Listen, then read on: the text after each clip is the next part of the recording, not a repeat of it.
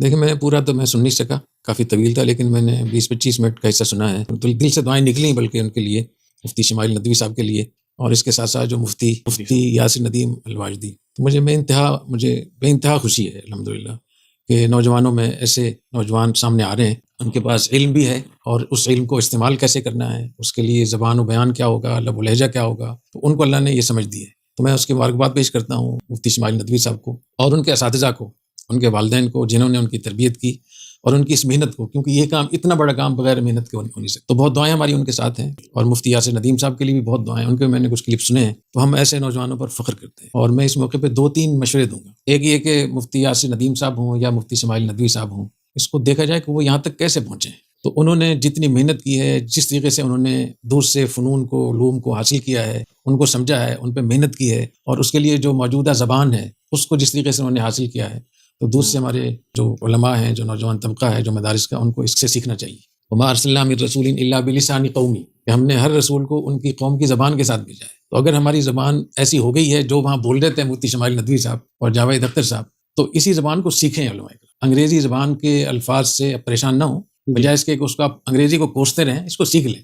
کوئی بھی زبان سیکھنا یہ سنت بھی ہے، نبی کریم صلی اللہ علیہ وسلم نے صحابہ کرام کو باقاعدہ زبانیں سکھلائیں، تو اس لیے زبان بھی سیکھنا چاہیے. اور دوسری بات یہ کہ ہمارے مدارس میں باقاعدہ اس کے شعبے ہونے چاہیے، اس کا ڈپارٹمنٹ ہونا چاہیے کہ جو مستشرقین ہیں، جو ملحدین ہیں، وہ کس کس طریقے سے اسلام پہ حملہ آور ہیں. کیونکہ اس دور میں جو بہت بڑا فتنہ ہے وہ الحاد کا ہے، اور اس میدان کو کے لیے افراد تیار کرنے کے لیے آپ کو انگلش سیکھنا پڑے، کچھ آپ کو عصری تعلیم سیکھنی پڑے، جو بھی اس کے لیے جو صلاحیت آپ کو حاصل کرنی چاہیے، یہ بھی دینی کے لیے.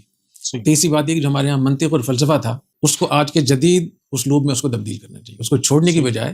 کیونکہ جو مفتی یاسر ندیم صاحب کی جو گفتگو ہوتی ہے، یا ان کی مفتی شمائل ندوی صاحب کی ہے، تو یہ وہی فلسفہ ہے، وہی منطق ہے، لیکن اس کا انداز، اس کا اسلوب ایک نیا اس کو کور دیا گیا ہے. تو جو پہلا ہمارے ہاں جو منطق اور فلسفہ پڑھایا جاتا تھا، اس کو آج کے جدید لباس میں اس کو جدید لباس پہنانا چاہیے، اور باقاعدہ اس کو مدارس میں شامل کرنا چاہیے. اور میں ان سے کہوں گا، دونوں حضرات سے، کہ اپنی پوری سوانح بتائیں لوگوں کو کہ آپ نے اب تک کیا کچھ پڑھا ہے، آپ یہاں تک کیسے پہنچے ہیں، تاکہ لوگ آپ سے کچھ سیکھیں. یہ بہت بڑا کام ہو جائے گا انشاءاللہ. اور ان کو سپورٹ کرنا چاہیے، ان کو ادارے بنا کر دینے چاہیے، ان کے آگے اپنی پلکیں بچھانی چاہیے، ان کو اتنی عزت دینی چاہیے، ان کا اکرام کرنا چاہیے. تو انشاءاللہ تعالی ہماری بہت ساری جو ہماری کشتی مختلف جگہوں میں بھنور میں پھنسی ہوئی ہے، یہ 2 آدمی نکال سکتے ہیں اس کو انشاءاللہ. اور یہ ادارے بنا لیں اور افراد تیار کریں، تو ہندوستان جیسے ملک میں کروڑوں لوگ مسلمان ہو جائیں گے. تو میری طرف سے بہت بہت ان کو مبارکباد بھی، میں اخراج تحسین بھی پیش کرتا ہوں. اور میں نے اس دن ان کے لیے تہجد میں دعائیں کی. اور دعوت جو ہے نا، اسلام کی دعوت دینا، اس کو اپنی زندگی کا مقصد بنائیں.